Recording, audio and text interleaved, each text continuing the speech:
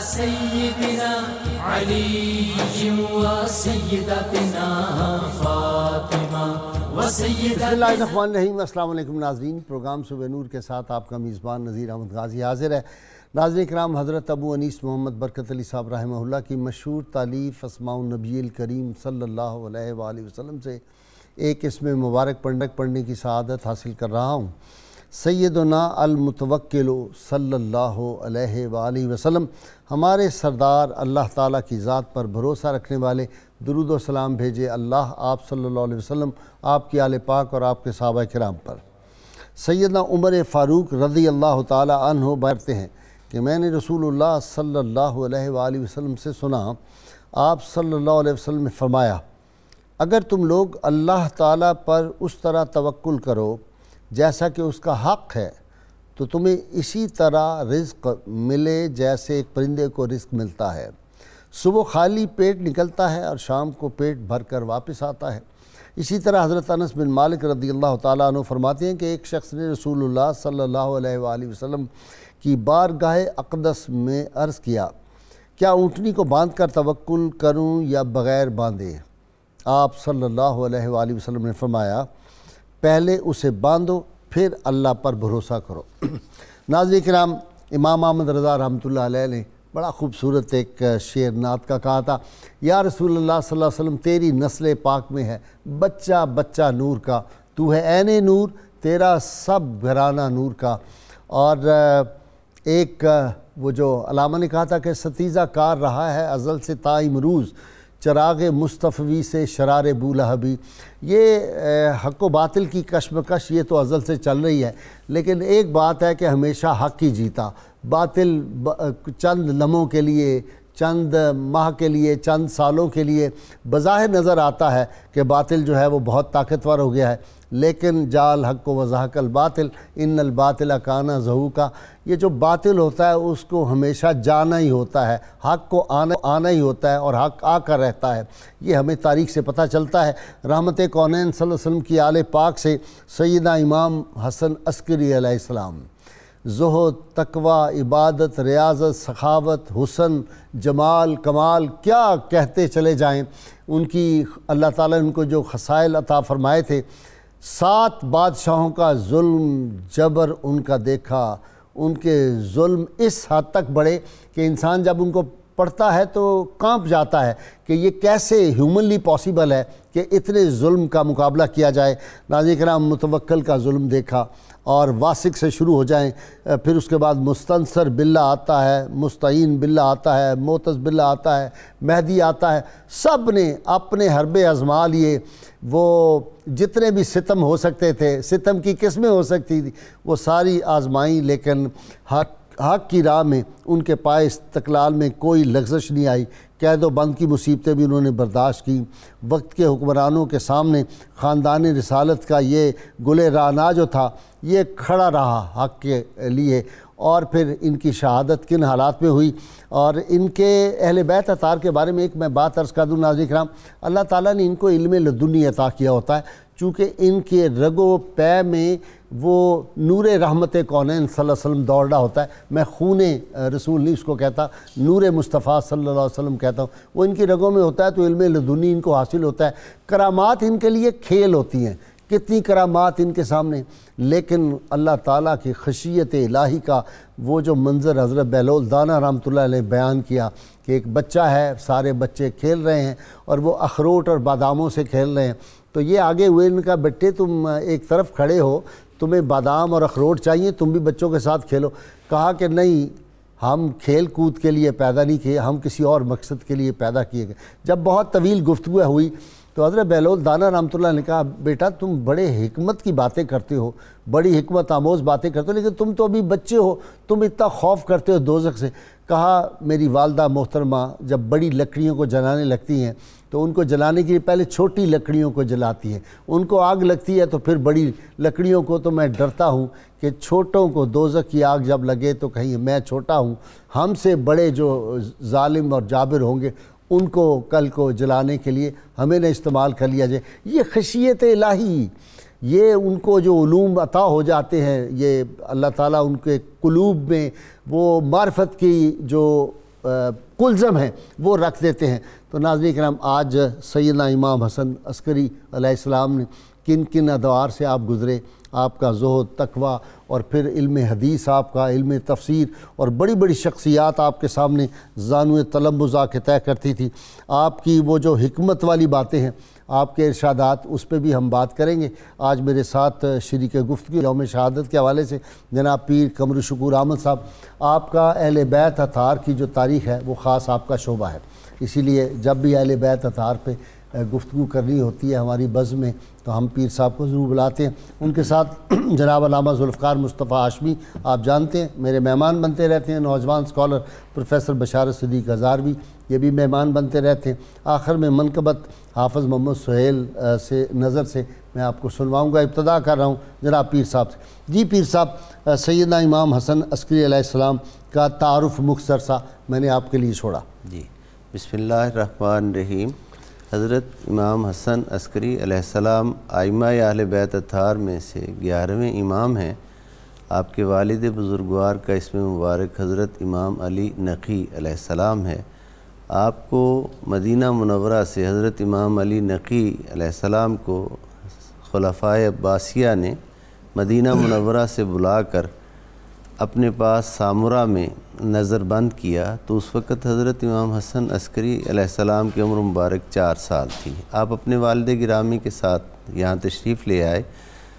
سامرہ میں، جس کا اصل نام بنو عباس کے خلفاء نے سر من رآ، جس نے دیکھا خوش ہوا، یہ ایک نیا شہر آباد کیا تھا، اور یہاں بہت بڑی فوجی چھاونی تھی۔ چونکہ فوج کو عربی میں عسکر کہا جاتا ہے، اس وجہ سے اس جگہ کو عسکر کا نام بھی محلہ بھی عسکر تھا، محلہ بھی وہ عسکر تھا۔ 90,000 کے قریب وہاں فوج جو تھی وہ بنو عباس کے سلاطین کی یہاں تھی۔ آپ کا مزار مقدس بھی وہیں ہے؟ جی، وہ تو ہاں جی ہے، اس پہ آگے گفتگو کرتے ہیں، وہیں ہے۔ سرہ من رآ اصل نام ہے، لیکن وہ جیسے غلط العام ایک لفظ ہو جاتا ہے، سامرہ آج کل اسے عراق میں کہا جاتا ہے۔ وہاں حضرت امام علی نقی علیہ السلام کا لقب بھی عسکری ہے، وہاں ہونے کی وجہ سے، عسکر میں ہونے کی وجہ سے، اور آپ کا لقب بھی حسن عسکری۔ بعض نے اس کو واضح کرنے کے لیے ثانی بھی، قوسین میں بریکٹ میں عسکری ثانی بھی کہا ہے، تاکہ وہ فرق تھوڑا واضح ہو جائے، مغالطہ نہ لگے۔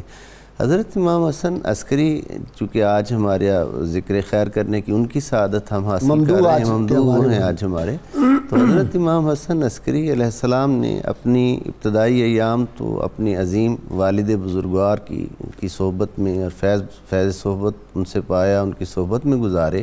اور جیسے آپ نے فرمایا ہے کہ علم لدنی جب کسی کو عطا ہو جاتا ہے تو قدرت خود بخود تربیت فرماتی ہے کہ کیا کرنا ہے، کیا سکھانا ہے، کس طرح سے خود کرتی ہے لالے کی حنا بندی۔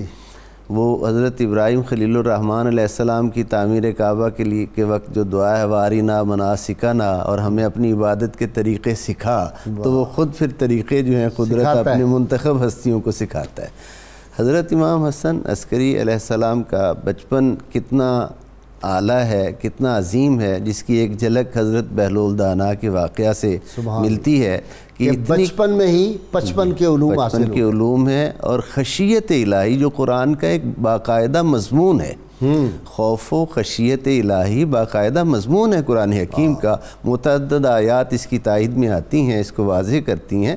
تو بچپن سے ہی خوف و خشیت الہی کا آپ پر جو اتنا غلبہ ہے، یہ گھر کے ماحول کو، ماں کی آغوش کو اور تربیت کو اجاگر کر رہا ہے کہ یہ سارا کچھ فیض آپ نے پایا کہاں سے، فیضان نظر تھا یا کہ مکتب کی کرامت تھی، سکھائے کس نے اسماعیل کو آداب فرزندی۔ تو یہ حضرت بہلول دانا کے بارے میں ایک چھوٹی سی بات میں کہنا چاہوں گا۔ ابھی پچھلے دنوں مسلسل مطالعے کا آپ نے جو لائن دی ہے اس پہ رہتا ہے سلسلہ، تو میں نے ایک جگہ ایک بزرگ عارف، بزرگ کامل تھے، ان کا ارشاد گرامی پڑھا کہ بہلول، یہ شاید تاریخ کی بڑی کتابوں سے اس کا حوالہ مل جائے، ابھی ادھر میں نہیں جا سکا، کہ حضرت بہلول ہارون الرشید کے دور میں وزیر تھے، اور جب اہل بیت اطہار پہ کچھ ستم کا سلسلہ شروع ہوا، نامناسب ان کے ساتھ سلوک، تو انہوں نے اس سے ریزائن کر دیا تاکہ کسی وجہ سے میں اس ظلم میں شریک نہ ہو جاؤں. اس بنا پر انہیں اللہ تعالیٰ نے باطن کے وہ عظیم مدارج عطا فرمائے کہ وہ پھر دجلہ کے کنارے ریت کے گھر بنا کر وہ جنت کے محل بیچ رہے ہیں. وہ مدارج عطا فرمائے. اتنے بڑے شیخ کامل، اتنے بڑے وقت کے شیخ الطریقت، جن کا مزار آج بھی صدیوں بعد آپ کی معیت میں ہم حاضر ہوئے ہیں، صدیوں بعد آج بھی وہاں سے خوشبو آ رہی ہے ان کے مزار مبارک سے. عشق مصطفیٰ صلی اللہ علیہ وآلہ وسلم کی عرفان کی خوشبو وہاں سے آ رہی ہے. تو آج وہ ہارون کا بیٹا جو تھا نا احمد سبتی، اس نے بھی سارا کچھ محل تج دیا تھا اور وہ ان کے پیچھے پیچھے ان کا شاگرد بنا تھا. وہ لمبا واقعہ. خیر جی علامہ صاحب آپ کی طرف آ رہا ہوں. جی بسم اللہ الرحمن الرحیم. قبلہ غازی صاحب، اہل بیت اطہار رضوان اللہ تعالیٰ اجمعین کا ہر پھول جو ہے اس کی خوشبو نرالی ہے. وہ پیارے کریم آقا صلی اللہ علیہ وسلم کا فرمان علی شان ہے کہ میرے اہل بیت اطہار جنت کا درخت ہیں جس کی شاخیں دنیا میں ہیں. تم میں سے جو چاہے کہ وہ جنت کا رستہ پالے تو وہ ان شاخوں سے منسلک ہو جائے. اہل بیت اطہار رضوان اللہ تعالیٰ اجمعین کی محبت کا یہ فیضان 92 چینل جو ہے وہ بانٹ رہا ہے. اور یہ وہ ہستیاں ہیں کہ دیکھیں کہ جن کے بارے میں، جن کے تذکار نور، تذکار پاک جو ہیں وہ ہمیں خالی اپنی مجالس و محافل میں سننے کو ملتے ہیں. امام حسن عسکری علیہ السلام کی ہم بچپن سے اگر دیکھتے ہیں تو آپ کی تربیت، آپ کی تعلیم آپ کے والد گرامی حضرت امام علی نقی علیہ السلام نے فرمائی. اور ابھی آپ بہت کم سن تھے کہ ایک مرتبہ کھیلتے ہوئے آپ اپنے صحن میں کنویں کے اندر گر گئے. تو آپ کی مشہور کرامت ہے کہ مطلب آپ کے والد گرامی اس وقت عبادت میں مشغول تھے تو انہوں نے کوئی تعامل نہیں کیا، وہ اپنی عبادت مکمل کی. جبکہ اہل خانہ بڑے خائف ہوئے کہ بچہ تو کنویں میں گر گیا، تو آپ نے عبادت مکمل کرنے کے بعد فرمایا کہ یہ اللہ تبارک و تعالیٰ کا برگزیدہ ہے. بچپن کا یہ عالم ہے، برگزیدہ ہے، اسے کچھ بھی نہیں ہوگا. اور واقعتاً کچھ دیر کے بعد کنویں کا پانی خود بخود جو ہے وہ ابل کر اوپر آ گیا اور دیکھا تو آپ علیہ السلام کنویں کے اس پانی پر بیٹھے ہوئے کھیل رہے ہیں اور مسکرا رہے ہیں. سبحان اللہ. آپ علیہ السلام کی اسی طرح سے تربیت آپ کے والد گرامی نے اس انداز سے فرمائی کہ آپ دیکھیں کہ ابھی 4 سال کے ہی ہیں. جیسے قبلہ پیر صاحب نے فرمایا کہ آپ کو عباسی خلفاء نے ظلماً جو ہے مدینہ منورہ سے آپ کے والد گرامی کو نکالا، سامرہ میں جا کر آباد کر دیا، اور وہ سارے ادوار آپ نے صبر و رضا کا کوہ صفا بن کر اس طرح سے گزارے اور دیکھے کہ آپ کی حیات طیبہ آپ دیکھیں کہ بہت کم سنی کی عمر، ایک طرح سے دیکھا جائے 28 برس کی عمر میں آپ کی شہادت باکمال ہوتی ہے اور آپ کو زہر دیا جاتا ہے دیگر ائمہ اہل بیت اطہار رضوان اللہ تعالیٰ اجمعین کی طرح سے. آپ رضی اللہ تعالیٰ عنہ کا علم و فضل اور زہد و تقوی کا یہ عالم ہے کہ جب آپ بستر مرگ پر ہیں اس وقت بھی کہ جب شدت کی تکلیف ہے، کرب ہے، تو آپ کی تہجد کی نماز قضا نہیں ہے. جمعۃ المبارک شب جمعہ ہے، نماز تہجد ادا فرماتے ہیں، نماز فجر اپنے بستر میں ادا فرما رہے ہیں. اور یہ وہ سبق، وہ پیغام ہے اہل بیت اطہار رضوان اللہ تعالیٰ اجمعین کی محبت کا دم بھرنے والوں کے لیے کہ انہوں نے اپنی پاکیزہ زندگیاں. دیکھا کہ جیل میں رہے، جہاں بھی قید کیا، اور وہ بادشاہ جو تھے وہ تلاش کرتے تھے کہ ظالم جیلر کون سا ہے، جیل سپرنٹینڈنٹ جو سب سے ظالم ہو اس کو متعین کرتے تھے. کچھ عرصے بعد وہ ان کے عقیدت مند بن جاتے تھے. یہ بڑا مسئلہ تھا بادشاہوں کے لیے. ان کی عبادت اور ریاضت جیل کے اندر، جیل کی سختیاں، کھانے کو نہیں دیتے تھے، پانی نہیں دیتے تھے، تیمم سے تہجد پڑھی جا رہی ہے، سائے رات نوافل. جی بسم اللہ الرحمن الرحیم، والصلاة والسلام علی سید الانبیاء والمرسلین. غازی صاحب، یہ حقیقت ہے کہ خانوادہ اہل بیت کا ایک بھی فرد جس دور میں موجود رہا وہ لوگوں کی عقیدتوں اور محبتوں کا مرکز تھا. یہی وجہ ہے کہ اس دور کے جو بادشاہ تھے وہ اس بات سے خائف تھے کہ یہ خانوادہ اہل بیت کے ساتھ جو عقیدت اور محبت ہے یہ ان کی بادشاہت کے خاتمے کا سبب نہ بنے. اسی وجہ سے امام حسن عسکری رضی اللہ تعالیٰ عنہ علیہ السلام نے 2 طرح سے مصائب کو برداشت کیا. ایک تو اپنے والد کے ساتھ بھی ان تمام تکالیف میں آپ شریک رہے، اور دوسرا خود پھر آپ کے ساتھ جو کچھ کیا گیا کہ وہ 7 بادشاہوں کا دور جو آپ نے دیکھا ان کے اندر بڑی سختیوں کو آپ نے برداشت کیا. پھر دوسری بات یہ کہ جو شاہانہ وقت کے آپ کی ساتھ عقیدت تھی وہ آپ کی کرامت، آپ کی عبادت، روزہ، تقوی، مسلسل جو جہد تھا اس کو دیکھا، جہاں تک کہ جیل کے اندر بھی آپ قرآن مجید کے علاوہ اور کوئی کلام نہیں کرتے تھے اور اللہ تعالیٰ کے ذکر اور اذکار کے اندر مصروف رہتے. جہاں تک شاخانہ وقت کی آپ کے ساتھ عقیدت کی جھلک ہے وہ اس حوالے سے بھی کہ قحط سالی ہوئی، اور قحط سالی کے اندر جب مسلسل کئی دن تک بارش نہ ہوئی اور غلے کی کمی ہو گئی تو ایک لوگ استسقاء کے لیے نکلتے رہے، بارش نہ ہوئی. ایک راہب نے لوگوں کو جمع کیا، عیسائی تھا، لوگوں کو جمع کر کے اس نے اپنے ہاتھ کو فضا میں بلند کیا تو بارش برسنا شروع ہو گئی۔ اس کی اس بات کو دیکھ کر بہت سارے لوگ دین چھوڑنا شروع ہو گئے۔ اب اس صورتحال کے اندر اس وقت کے جو بادشاہ تھے انہوں نے حضرت امام حسن عسکری کی بارگاہ میں آ کر، جب کہ آپ قید میں تھے، تو آپ سے آ کر درخواست کی کہ اب آپ کے نانا جان کی امت جو ہے اس کو سنبھالنا آپ کے ذمہ ہے، آپ تشریف لائیں تو آپ کچھ کریں۔ اب امام حسن عسکری رضی اللہ تعالیٰ عنہ کو لایا گیا تو آپ نے اب اس راہب کو کہا کہ اب تم اپنا عمل کرو، تو اس نے پھر اپنا ہاتھ فضا میں بلند کیا، بارش برسنا شروع ہو گئی۔ تو آپ نے ایک شخص کو کہا کہ جاؤ اس کی مٹھی کو کھول کر دیکھو اس کی مٹھی میں کیا ہے۔ اس کی مٹھی کے اندر ایک ہڈی تھی، اور وہ ہڈی کسی نبی کی تھی جن کو شہید کیا گیا تھا، اور یہ ہڈی اس نے وہاں سے حاصل کی جو اس تک پہنچی تھی۔ تو آپ نے اس ہڈی کو لینے کے بعد فرمایا کہ اس سے کہو کہ اب دعا کرے۔ تو اب وہ بارش نہ برسی، لیکن پھر امام حسن عسکری نے خود دعا فرمائی، نماز استسقاء کی، تو بارش برسنا شروع ہو گئی۔ تو یہ جو فراست اللہ تعالیٰ نے آپ کو، بادشاہ نے بلوایا، جب دیکھا نا کہ لوگ بدل رہے ہیں، لوگوں کے عقائد بدلنے، مذہب بدلنے لگے ہیں، تو پھر درخواست کی، اس نے کہا کوئی حل نکالیں، مسلمان سارے بدل رہے ہیں۔ تو پھر آپ کو بلایا گیا، اور پھر یہ آپ کی وہ جو دانش تھی، اور آپ کو جو رحمت کونین صلی اللہ علیہ وسلم کا وہ جو نور آپ کی رگوں میں تھا، اس نے پھر اپنا کام دکھایا۔ جی دوسری بات ہے آپ کا علمی مقام۔ تو علم تو ویسے بھی اس خانوادے میں وراثت در وراثت چلتا رہا، باب مدینۃ العلم اور پھر مدینۃ العلم کا خاندان۔ تو علمی مقام جو اللہ تعالیٰ نے آپ کو عطا کیا تھا، یعنی اس کم سنی کے اندر بھی اور کم عمری کے اندر بھی آپ کے مناظروں کا ذکر بھی ہے، ایک تفسیر کا ذکر بھی ہے، بہت سارے علمی کمالات کا ذکر کیا گیا۔ انہی میں سے آپ کے دور میں ایک شخص نے ایسی تفسیر لکھنے کی کوشش کی جس کے اندر قرآن کی آیات کو قرآن کی آیات سے ٹکراتا ہوا ثابت کرنا تھا، تناقض تھا کہ قرآن کی بعد آیات سے ٹکراتی ہیں، اور اس سلسلے کے اندر اس قدر مگن ہوا کہ اپنے اس نے حجرے سے بھی باہر آنا چھوڑ دیا۔ جب امام حسن عسکری رضی اللہ تعالیٰ عنہ لا تقربوا الصلاۃ، جی بالکل، نماز کے قریب نہ جاؤ، جی جب یہ بات آپ کو پتہ چلی تو اس کے کچھ شاگرد آپ سے ملنے کے لیے آئے، تو آپ نے ان سے فرمایا کہ کیا تم میں سے ایک بھی نہیں ہے کہ جو اس کا مقابلہ کر سکے؟ تو انہوں نے امام حسن عسکری سے درخواست کی کہ آپ فرمائیں کہ ہم اس کے ساتھ کس طرح پیش آئیں۔ تو آپ نے فرمایا کہ جا کر اس سے سوال کرو، اپنے استاد سے پوچھو کہ کیا کلام عرب کے اندر ایسا نہیں ہے کہ ایک ہی لفظ کے کئی معنی ہوتے ہیں اور لفظ کا معنی سیاق و سباق کے مطابق لیا جاتا ہے؟ تو تم جن آیات کو آپس میں ٹکراتا ہوا اور تناقض ثابت کرنا چاہ رہے ہو، اگر انہی الفاظ کا دوسرا معنی لیا جائے تو وہ تناقض نہیں ہوگا۔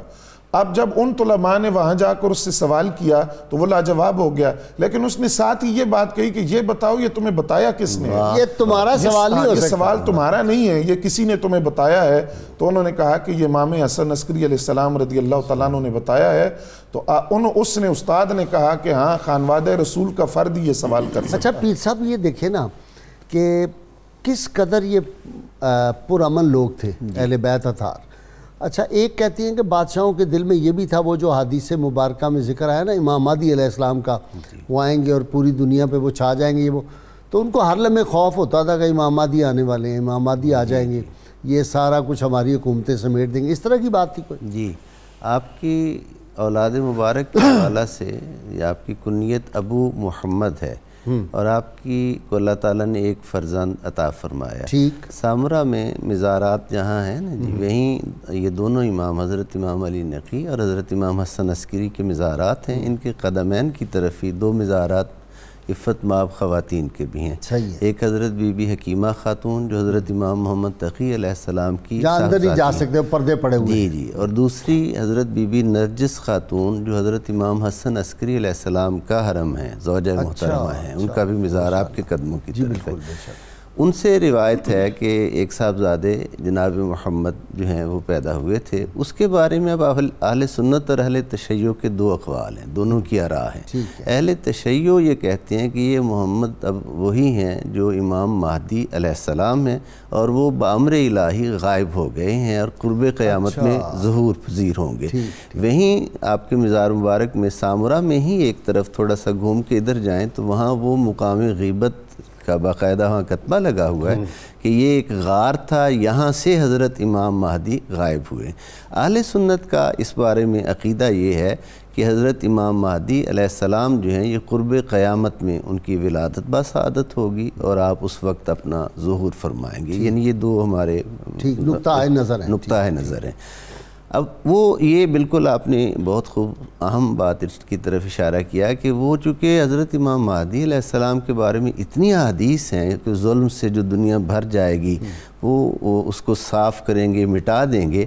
اب ظالم بے شک ظلم کرتا تو ہے لیکن اس کے اندر ایک چور تو ہوتا ہے نا، ضمیر جو ہے خوف ہوتا ہے کہ یہ کام مجھ سے ہوا ہے، یہ صحیح نہیں ہوا، یہ غلط ہوا ہے، جو ظلم بھی وہ کرتا ہے، یعنی وہ باہر کچھ بھی اس کی لاجک پیش کرتا رہے لیکن اپنے ضمیر کے اندر ایک بات ہوتی ہے۔ خود امام حسن عسکری کا قول مبارک بڑا زبردست ہے، آپ فرماتے ہیں کہ حسد کرنے والا اور کینہ رکھنے والا جو اس کو سکون نہیں ملتا، تو چونکہ اہل بیت اطہار سے جو کینہ بغض رکھے گا اس کو کیسے سکون مل سکتا ہے؟ اور اس میں ایک اور وجہ جو ہے، اس کا پہلو ایک عرض میں یہ کرنا چاہوں گا کہ بسا اوقات یہ جو مظالم کروائے جاتے تھے اس میں شاہان وقت کے مزاج کے ساتھ ساتھ جو حاشیہ نشین ہوتے تھے ان کا بہت زیادہ دخل ہوتا تھا ہر دور میں۔ یہ ایک دانا بزرگ فرما رہے تھے کہ نمرود، فرعون، یہ لوگ اتنے بے عقل نہیں تھے کہ انہوں نے خدائی کے دعوے کر دیے، ان سے دعوے کروائے گئے۔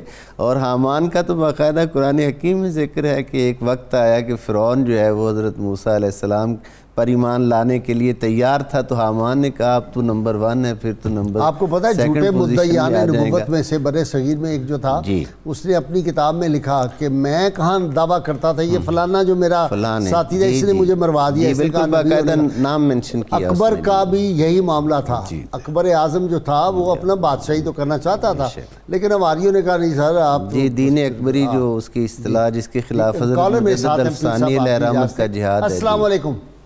ہلو السلام علیکم۔ جی وعلیکم السلام۔ جی میں بات کر رہی ہوں لاہور سے، رابعہ عاطف۔ جی بیٹے بتاؤ۔ جی یہ بھی سیدنا امام حسن عسکری جو ان سے ہیں یہ کن کے بیٹے تھے اور ان کا شجر نسب کیا تھا؟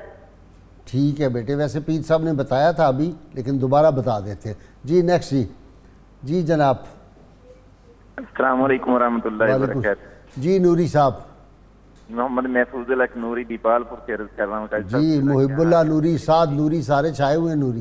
جی الحمدللہ الحمدللہ الحمدللہ۔ یہ تو بڑے قبلہ فقیہ اعظم رحمۃ اللہ تعالی علیہ کی عظیم ہم پر یہ خاص مہربانی عنایت۔ سوال فرما دیں۔ قبلہ عرض یہ کرنا تھا کہ حضرت سیدنا امام حسن عسکری رضی اللہ تعالیٰ عنہ کی اولاد مبارک کتنی تھی، اور یہ جب آپ پہ اتنے ظلم و ستم ہو رہے تھے تو اس وقت آپ کی حمایت میں یہ امت مسلمہ میں کوئی بھی ایسے نہیں تھے کہ جو آپ کی حمایت میں کے ساتھ کھڑے ہوتے؟ یہ سلسلہ کیوں اس ظلم و ستم کا جاری رہا؟ بھائی اقبال نے جو کہا کہ قافلہ حجاز میں ایک حسین بھی نہیں، گرچہ ہے تابدار ابھی گیسوئے دجلہ و فرات۔ جی نیکسٹ۔ السلام علیکم۔ جی فرمائیں رمضان صاحب۔ السلام علیکم۔ جی وعلیکم السلام۔ صاحب السلام علیکم، آپ کو اللہ پاک صحت دے، آپ کو بہت اچھا پروگرام ہے، بہت شکریہ۔ آپ مبارک مستحق ہیں جی۔ آپ امام حسن عسکری اسلام کتنی عمر پائی ہے جی؟ کتنی عمر پائی؟ ٹھیک ہے جی، بہت شکریہ۔ نیکسٹ جی محمود الحسن صاحب۔ السلام علیکم، محمود الحسن عابد عرض کر رہا ہوں۔ جی جناب۔ ماشاءاللہ آپ سفر آپ کا اچھا گزرا، زیارت ہو گئی، آپ کی دل کو اور آنکھوں کو ٹھنڈک میسر آ گئی، اللہ آپ کو سلامت رہے۔ جب سے میں سائل در عمران ہو گیا، جب سے میں سائل در عمران ہو گیا، حاصل میرے شعور کو عرفان ہو گیا، 5 اور 12 14 کی نسبت ملی مجھے، گویا میری نجات کا سامان ہو گیا۔ سبحان اللہ، سبحان، جزاک اللہ۔ ناظرین کرام، بہت مختصر وقفہ درود سنتے ہیں، پڑھتے ہیں، ہمارے ساتھ رہیے گا۔ وعلى آله وصحبه وبارك وسلم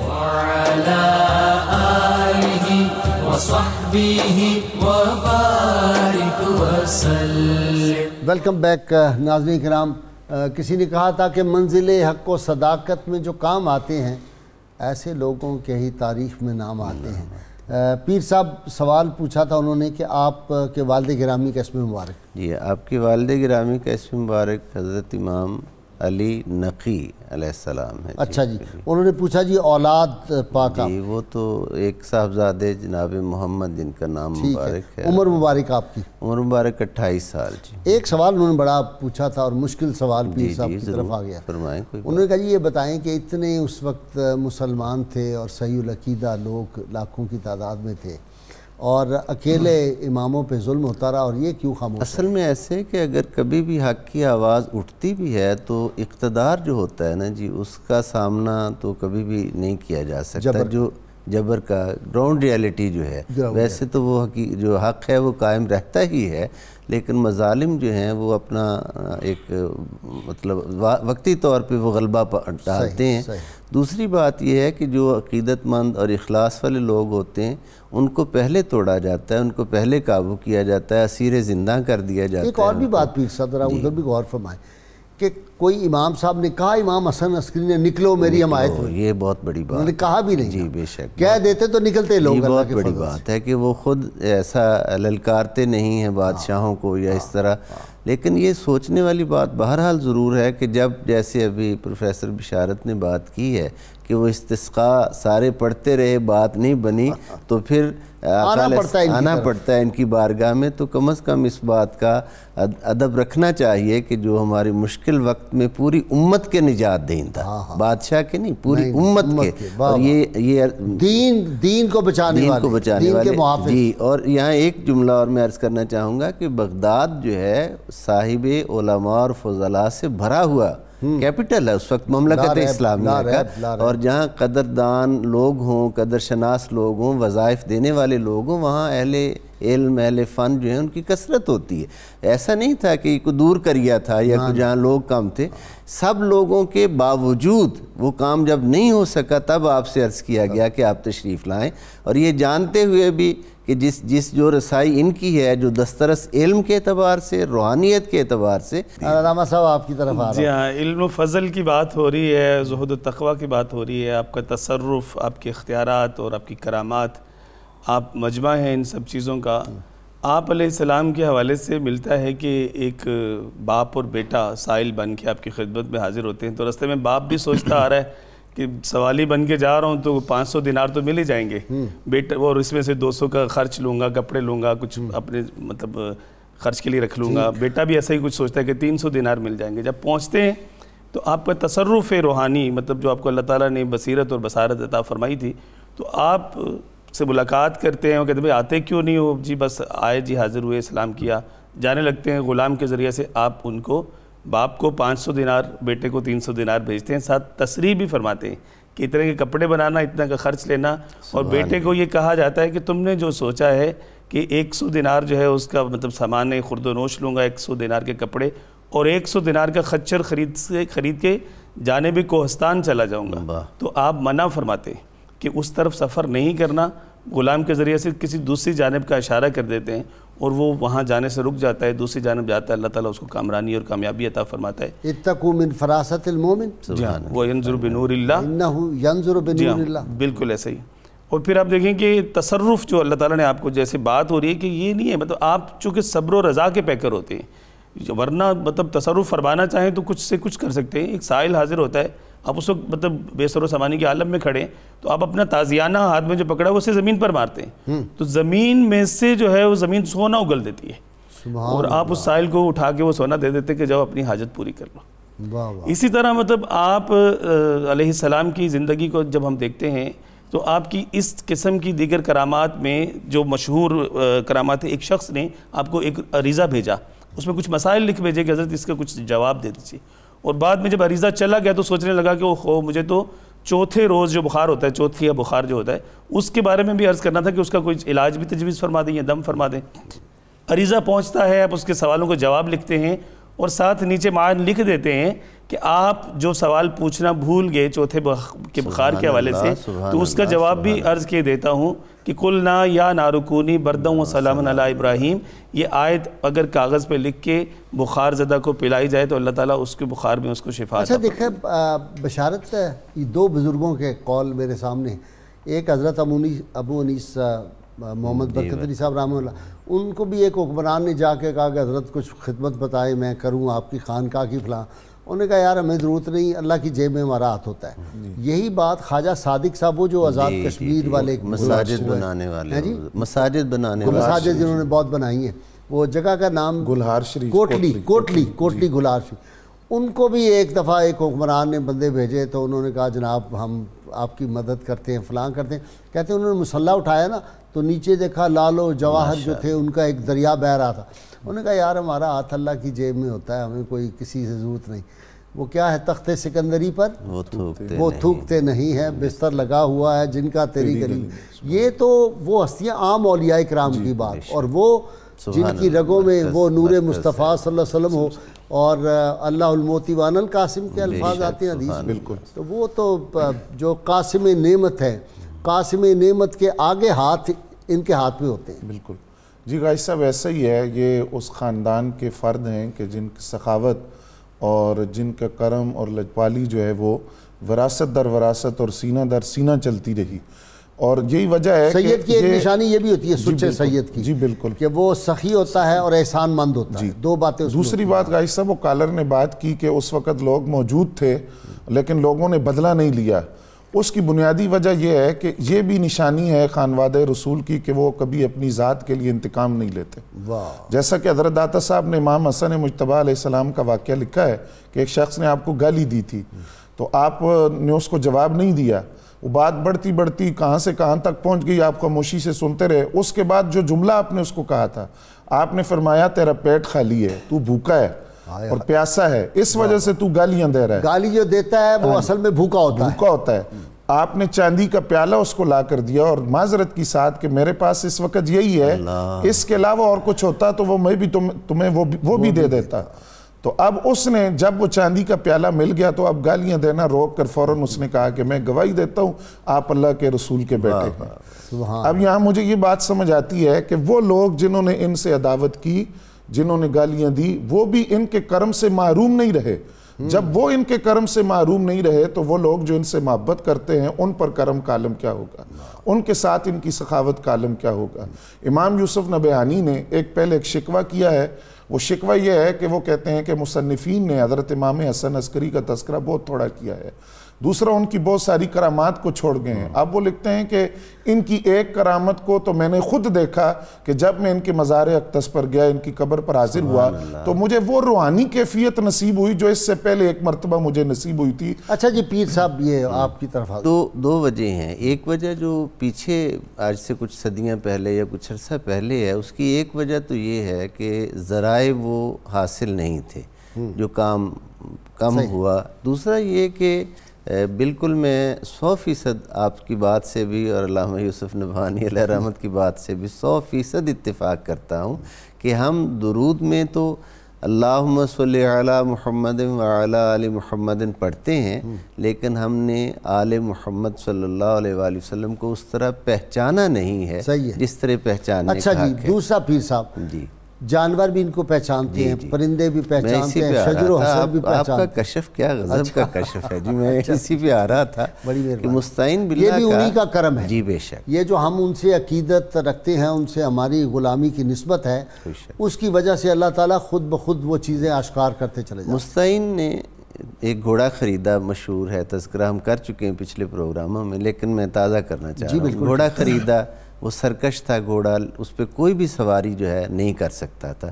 لوگوں نے کہا یہ تو مسئلہ ہی حل ہو گیا، ایک تیر سے دو شکار ہوتے ہیں، مولا امام حسن عسکری علیہ السلام کو بلاؤ اور کہو کہ سواری کریں، اگر سوار ہو گئے تو گھوڑا رام ہو جائے گا، اگر سوار نہ ہو سکے ان کو اذیت پہنچے گی، چوٹ لگے گی، ٹھیک ہے، یا شہید ہو جائیں گے، شہید ہو جائیں گے جی، شہید ہو جائیں گے۔ اب یہ وہ فیض آ رہا ہے جو قصوہ کا فیض ہے، ادھر آ ستمگر ہنر آزمائیں، تو تیر آزما ہم جگر آزمائیں، آزمایا جگر پھر۔ اب یہ فیض وہ آ رہا ہے کہ ہجرت کے وقت اونٹنی کو یہ خبر ہوتی ہے کہ 1000 سال سے طبا نے مکان کہاں بنایا ہے اور میرا مسکن کہاں ہے. یہ وہ فیض ہے کہ وہ جی جو حیوان بھی زیر قدم آ جاتے ہیں انہیں اتنا شعور مل جاتا ہے کہ ہمارا سوار کون ہے, یہ ہستیاں کون ہیں, ان کا مقام کیا ہے. یا پھور جاتا ہے جا کے ہارے کا دروازہ کھٹکھٹاتا ہے کہ چلو بارگاہ رسالت السلام بلا رہے ہیں تمہیں, یعنی کیسا پیامبر بن جاتا ہے. نام بھی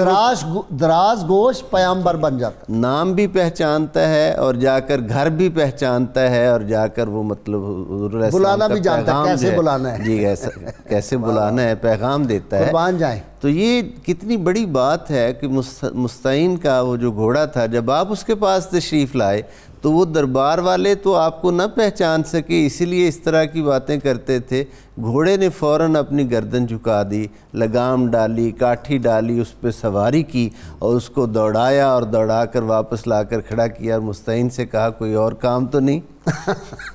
جی یعنی یہ حیوانات کا وہ اللہ تعالیٰ. اصل بات یہ ہے کہ ہم اپنی پیر صاحب پہچانتے تو حکمران بھی تھے. جی اصل وہ جو بات آپ نے کی ہے نا کہ اندر کے خوف, جی خوف یہ جو خوف ہوتا ہے نا اندر کا کہ یہ آ جائے گا, یہ مجھ پہ چھا جائے گا, یہ کرے گا, اس طرح کا, تو چھوٹے لوگوں میں یہ بات ہوتی ہے. ظرف چھوٹے ہوتے ہیں, جو ان کے ظرف بڑے تھے اہل بیت اطہار. جی یہ جو چیز ہم دیکھتے ہیں نا جی, اقتدار کا کھیل بہت ظالم ہے. نہ اس میں باپ دیکھا جاتا ہے, نہ بھائی دیکھا جاتا ہے, نہ محسن, نہ کوئی رشتے کوئی چیز پہچانے جاتے ہیں. یہ بس کچھ ایسا وقتی طور پہ مفادات کا کھیل ایسا ہے, حالانکہ یہ سب کے سامنے ہے. حضرت بہلول کا ذکر ہوا نا, تو حضرت بہلول قبرستان میں رہتے تھے. لوگوں نے ان سے پوچھا کہ آپ شہر میں کیوں نہیں رہتے, قبرستان میں؟ تو اتنا زبردست جواب دیا جو آج تک ہمارے لیے سبق ہے. فرمایا جب میں ان کے درمیان ہوتا ہوں تو یہ مجھے اذیت نہیں دیتے, اور جب میں ان سے اٹھ کے باہر چلا جاتا ہوں تو یہ میری غیبت نہیں کرتے. میں نے اس لیے اس جگہ کا انتخاب کیا. بات ایک اور بڑی خوبصورت بات ہے, انہوں نے کہا میں بیوقوف لوگوں میں رہنا پسند نہیں کرتا. تو ہارون رشید نے کہا کہ بیوقوف ہیں, کہہ لیں گے بیوقوف احمق نہیں ہے, روز 5 آتے ہیں جاتی دفعہ پھر 4 ہوتے ہیں. وہ کیا ہے شعر امام احمد رضا کا, 5 جاتے ہیں 4 پھرتے ہیں, ہے نا اس طرح کا مثال کا. تو وہی ہاں جی پیر صاحب اپنا کیا جگہ ہے یہ, جس کے جس میں 5 جاتے ہیں 4 پھرتے ہیں. تو وہ بات اصل میں وہی ہے حضرت بہلول دانا والی, کہ بھی روز جاتے ہیں 4 پائی پہ اٹھا کے, جب واپس آتے ہیں تو اس کو وہی رکھ آتے ہیں اور 4 واپس آتے ہیں, اور یہ سمجھ نہیں آتی کہ ہم نے بھی اسی طرح جانا ہے. یہ بات جب احساس ہو جائے, اور میں نے دیکھا یہ بات بڑی غالب ہے حضرت امام حسن عسکری کی تعلیمات اور آپ کی شکل, یعنی جو خشیت الہی ہے, خوف ہے, موت ہے, قبر ہے, اس کو بہت یاد کرتے تھے. بے شک سبحان اللہ. یہ تو ترہ امتیاز ہے جی, مطلب جو علم و فضل کی یہ حامل ہستیاں ہوتی ہیں, تو ظاہر علم تو یہی سکھاتا ہے. جو علم ہے اس سے مطلب یہی ہوتا ہے کہ آپ کے اندر خشیت الہی پیدا ہوتی ہے, تقوی پرہیزگاری پیدا ہوتی ہے. آپ کی اگر آپ مرویات جو ہیں ان کے حوالے سے بات کریں اور آپ کے علم و فضل کی بات کریں تو دیکھیں کہ آپ سے روایت ملتی ہے, جس کو دیگر بہت سارے جو صحابہ کرام ہیں انہوں نے بھی روایت کیا اور محدثین نے بھی اس کو نقل کیا, کہ شارب الخمر کا عابد الاسنام, کہ شراب پینے والا جو ہے وہ اس طرح سے ہے کہ جیسے جو بت پرستی کرنے والے کی طرح سے, کہ اس کو بھی شعور نہیں رہتا کہ وہ کس طرح سے, اور اس کا بھی شعور چلا جاتا ہے.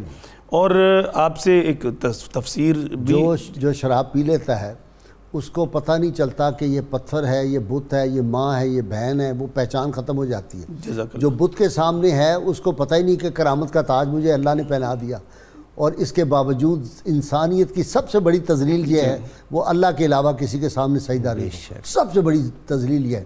تو اصل میں یہ بہت خوبصورت مناسبت آپ نے, بہت خوبصورت تطبیق آپ نے فرمائی. اور پھر آپ سے منسوب ایک تفسیر بھی بیان کی جاتی ہے, تفسیر امام حسن عسکری, جو کہ بعض علماء نے اس سے اختلاف بھی کیا کہ وہ آپ سے مطلب منسوب کی گئی ہے, اور بعض نے کہا کہ وہ آپ نے اپنے 2 مصاحبین کو لکھوائی تھی اور انہوں نے لکھ کے تو آگے اس کو پھر بعد میں جو ہے وہ پیش کیا. حکمت آموز یہ آپ کی باتیں ہیں, ایسی زبردست آپ نے جو حکمت کی باتیں کی ہیں وہ بھی کچھ ہو جائے. فرماتے ہیں کہ ہر آزمائش اللہ تعالیٰ کی کسی نہ کسی نعمت کو اپنے اندر لیے ہوتی ہے. تواضع ایسی نعمت ہے جس پر حسد نہیں کیا جاتا. تمہارا بہترین دوست وہ ہے جو تمہارا جرم بھول جائے اور احسان کو یاد رکھے. جو اللہ سے لو لگا لیتا ہے پھر اس کا دل لوگوں سے نہیں لگتا, جنہیں رب نہ لا لئی. اور اللہ سے لو لگانے کی علامت کیا ہے؟ فرماتے ہیں کہ لوگوں کی محفلوں میں اس کا دل نہیں لگتا بے شک اللہ سے۔ جی آپ کا ایک اور قول ہے، آپ فرماتے ہیں کہ بے وقوف آدمی کا دل اس کی زبان میں ہوتا ہے، وہ پہلے بات کرتا ہے پھر سوچتا ہے کہ میں نے کہا کیا ہے، اور جو سمجھدار آدمی ہے اس کی زبان اس کے دل میں ہوتی ہے، پہلے وہ سوچتا ہے اس کے بعد بات کرتا ہے۔ اور دو منہوں اور دو زبانوں والے لوگ بڑے خطرناک۔ جی بالکل۔ پھر آپ نے یہ بات فرمائی کہ رزق کی وجہ سے کسی فرض کو ترک نہ کرو، اس لیے کہ اس چیز کو جس نے فرض کیا ہے رزق کا ضامن بھی وہی ذات ہے۔ بہت شکریہ پروفیسر آپ کا بشارت صدیق ہزاروی، پیر قمر شکور صاحب آپ کا بھی، علامہ ذوالفقار مصطفیٰ ہاشمی آپ کا شکریہ۔ ناظرین کرام بہت مختصر وقفہ ہمارے ساتھ رہیے۔ اللہم صلی علی سیدنا وعلی آلہ وصحبہ وبارک وسلم۔ ناظرین کرام ہم ہر روز اپنے سامعین ناظرین سے سوال پوچھتے ہیں، جو صحیح جواب دیں ان کو کسان آل کی جانب سے گفٹ پیش کیا جاتا ہے۔ آج کا سوال سیدنا امام حسن عسکری علیہ السلام کی بوقت شہادت کی عمر مبارک کتنی تھی؟ گزشتہ سوال جو ہم نے آپ سے پوچھا تھا، حضور نبی کریم صلی اللہ علیہ وسلم کی ولادت باسعادت 571 عیسوی میں ہوئی تھی۔ خوش نصیب حضرات جنہوں نے سب سے پہلے صحیح جواب دیے، اصغر علی چکوال، محمد سعد عبداللہ، فیصل آباد، سجیلہ بی بی اوکاڑا، آمنہ فیاض، رحیم یار خان شمیم، اکبر گجرانوالا، عبدالجبار کراچی، طلع اختر بھکر، محمد رفیق اٹک، اکس علی لیا، غلام نبی خانیوال، محمد علیم شیخوپورہ، ماجد خان لاہور، آپ سب کو آپ کے گفٹ ڈیلیور کرا دیے جائیں گے۔ ناظرین کرام کتاب الشفاء سے دشمن کو مغلوب کرنے کا یہ عمل ہے۔ جو شخص لڑائی اور جنگ کے موقع پر 300 مرتبہ اللہ تعالیٰ کے اسم مبارک یا خالق کو پڑھے گا، انشاءاللہ اس کا دشمن مغلوب ہوگا۔ حضرت خالد بن ولید رضی اللہ تعالیٰ عنہ کا قول مبارک ہے، جو شخص دنیا میں راہ خدا میں جہاد کرے گا اور مشقتیں اٹھائے گا، وہی آرام و راحت اور جنت کا حقدار ٹھہرے گا۔ آج کے روزنامہ 92 میں سیدنا امام حسن عسکری علیہ السلام کے یوم شہادت کے حوالے سے بہت اچھا مضمون ہے۔ ناظرین کرام بک آف دی ڈے یہ 6 ماہی انوار رسالہ ہے، اس کا میلاد رسول نمبر ہے، چیف ایڈیٹر ملک محبوب الرسول قادری ہے، بہت اچھا یہ ہے۔ ناظرین کرام اللہ کریم سے دعا ہے اللہ تعالیٰ ہمیں حضور رحمت کونین صلی اللہ علیہ وسلم کی غیر مشروط محبت اور لا محدود وفاداری نصیب فرمائے۔ تو اللہ کے فضل سے یہ وہ نعرہ ہے جو گلی گلی کوچے کوچے کو بکو گونج رہا ہے اور انشاءاللہ گونجتا رہے گا۔ میرے ساتھ مل کے سب نعرہ لگائیں تاکہ پھر ہم حافظ محمد سہیل نظر سے منقبت بارگاہ امام میں سن سکیں۔ پاکستان کا مطلب کیا؟ لا الہ الا اللہ محمد رسول اللہ صلی اللہ علیہ وآلہ وسلم۔ جی آفت جی۔ سراپا کرامت حسن عسکری ہے، سراپا